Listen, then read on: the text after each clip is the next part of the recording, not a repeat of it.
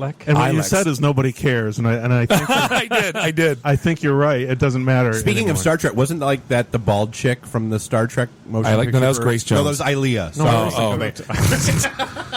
Well, geek points for actually calling that one out, Dave. No, but You're not even a Star Trek fan. because during the break, Steve asked Scott, hey, are you against the monopolies or for them? And I said, well, the ILEC still exists, and there's these little, like almost like farmer telcos that Verizon and AT&T are not allowed to get into that town. And That's the way it used to be. Okay. But actually, AT&T is an ILEC. It's also technically, yes. okay. That's in terms of regulation, it's an it ILEC. stands for independent. I was going to say, Sorry. ILAC, I thought I was going to be the only dumb person in the room. Independent local exchange carrier. It's about the only thing I can say that is tech sounding that you guys might not know. I'm actually And it's just embarrassed old. that I don't know that, but now that Dave doesn't know it, I guess I feel less embarrassed. Yeah, we got one up on you guys for once. Yeah, for once, yeah, Bob actually knows something more about tech than Dave and I do. Ooh, phone lines. Run with it.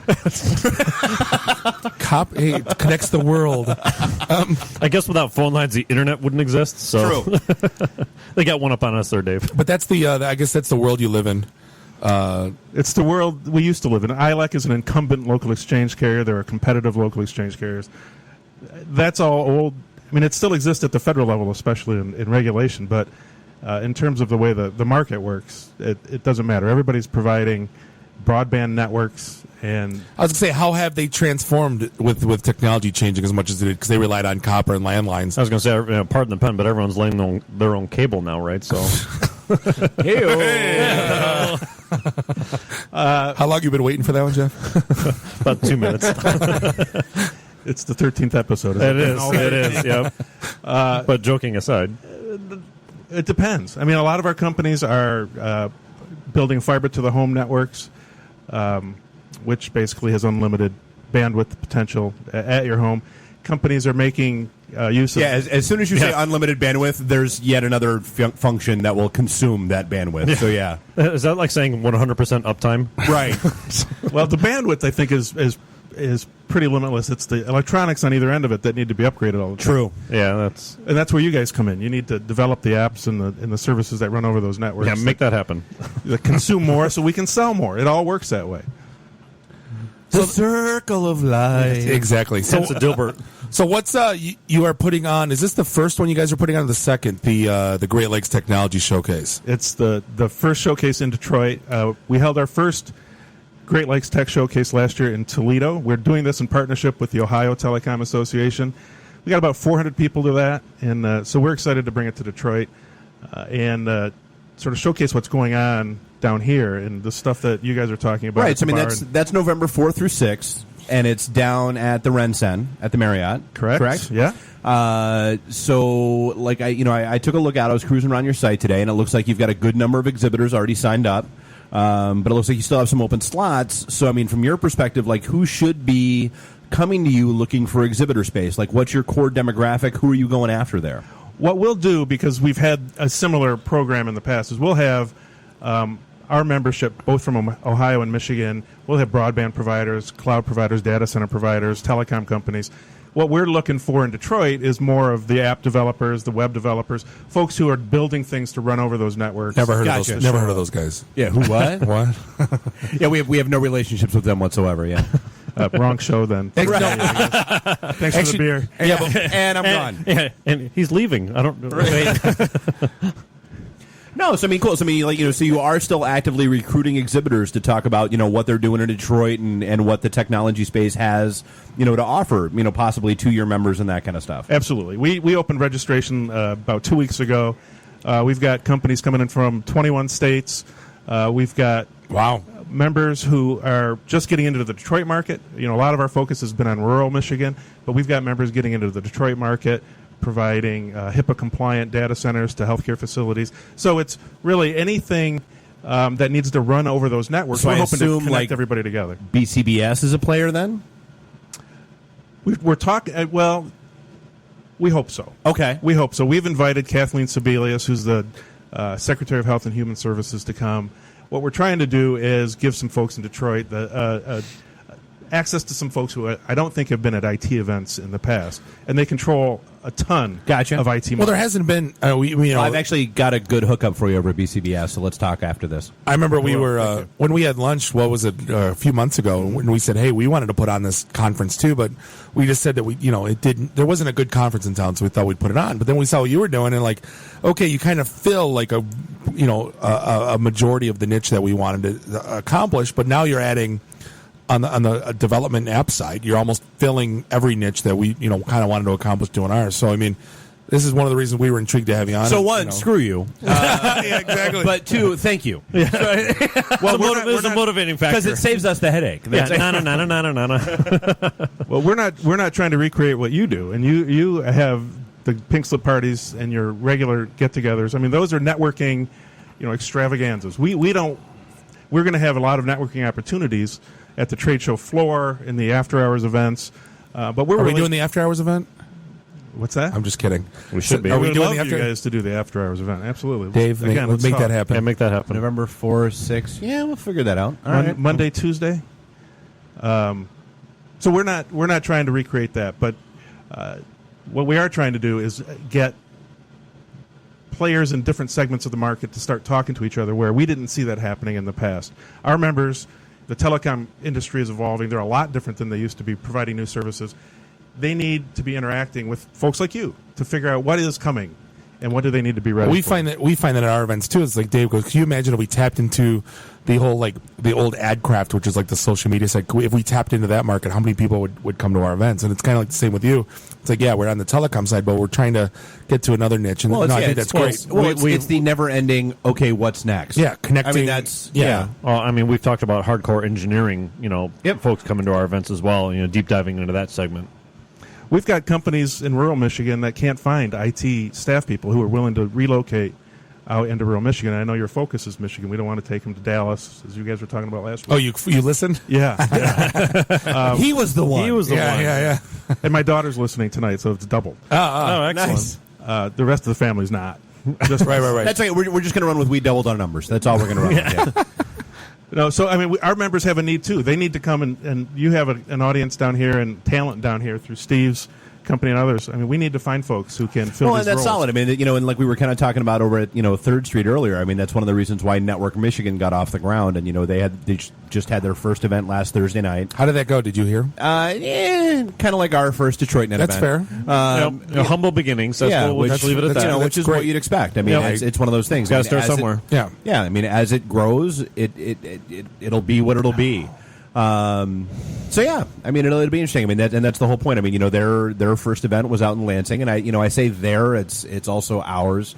We've been pushed by MEDC and all those other a lot of the other groups to do. Okay, what's next? Get outside of Metro Detroit, get outside of just IT. And, candidly, we just don't have the time for it. So that's why NetworkMichigan.org launched. And that's, okay, we'll find people who think like we think and are cool with doing what we do, how we do it. And we'll set them up, we'll prop them up, we'll support them.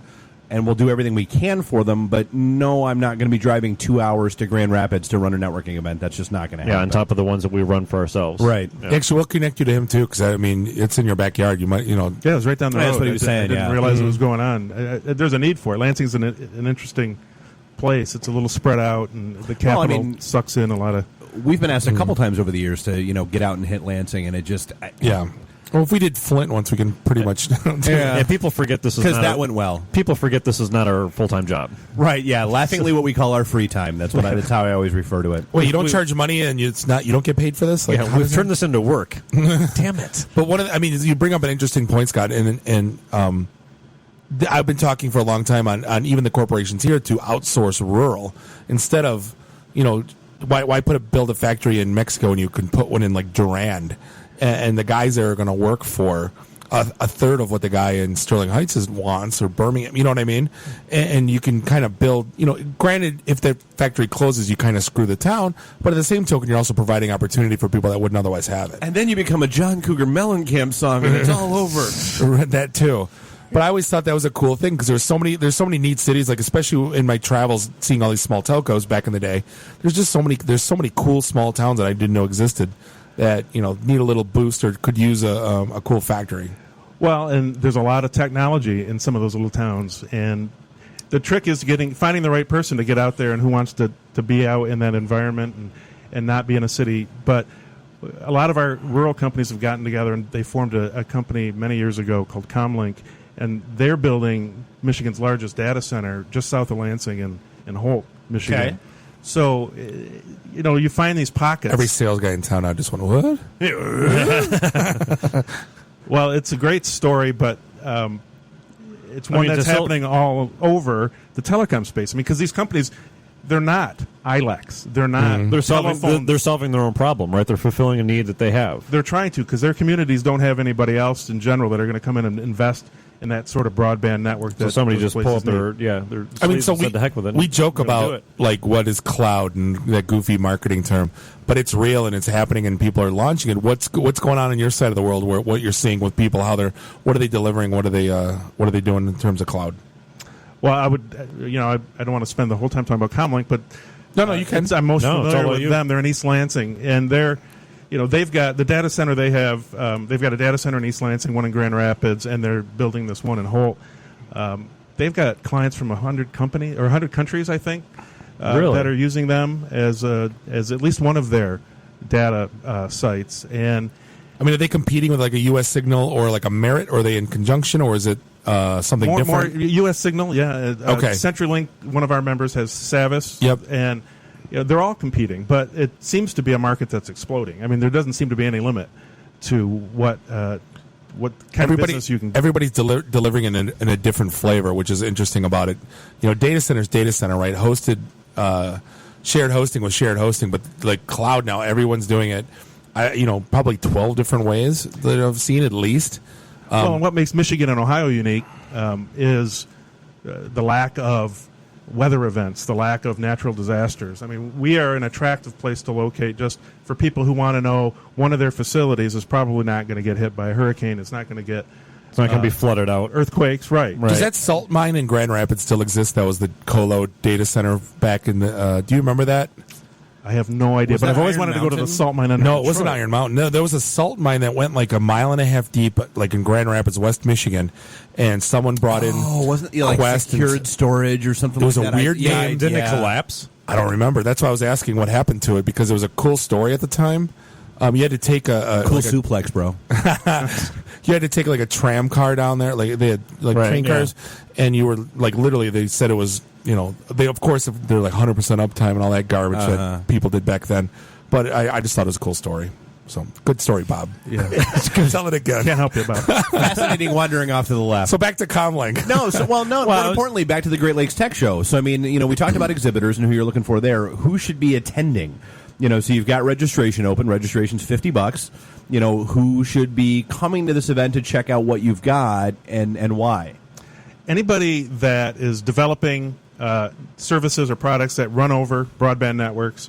Anybody, getting back to Steve's area, who might be looking for a job in a non-traditional sort of environment. We're going to have, at the end of the day, more than 100 companies displaying, and we've got folks there who can talk to you about the jobs that they've got available. So what do you mean by non-traditional, like non-development? Like you're talking about infrastructure, hardware type of stuff? Sales? The telecommunications, networking, the engineering that goes on, and building and maintaining these networks.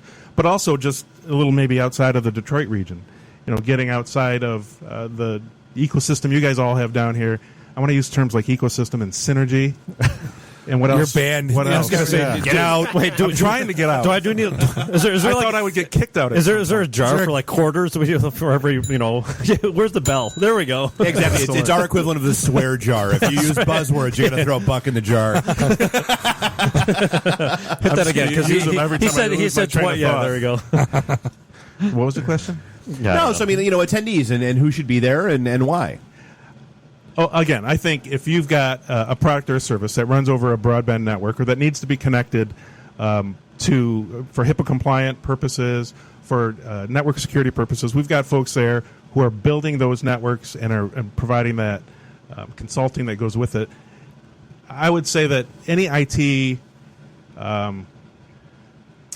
I guess I don't know all the. So the answer is who should staffing attend? His solutions. answer is yes. Right. No, and actually, one Well, of the guys you might want to talk to is, our guest last week, Mark Stanislav from Duo Security. If you're trying to play in that security space, that might be somebody you want to talk to as being an exhibitor. Well, I can tell you. I mean, one of the sessions we have for people who are actually coming for content, more than networking, one of the sessions is on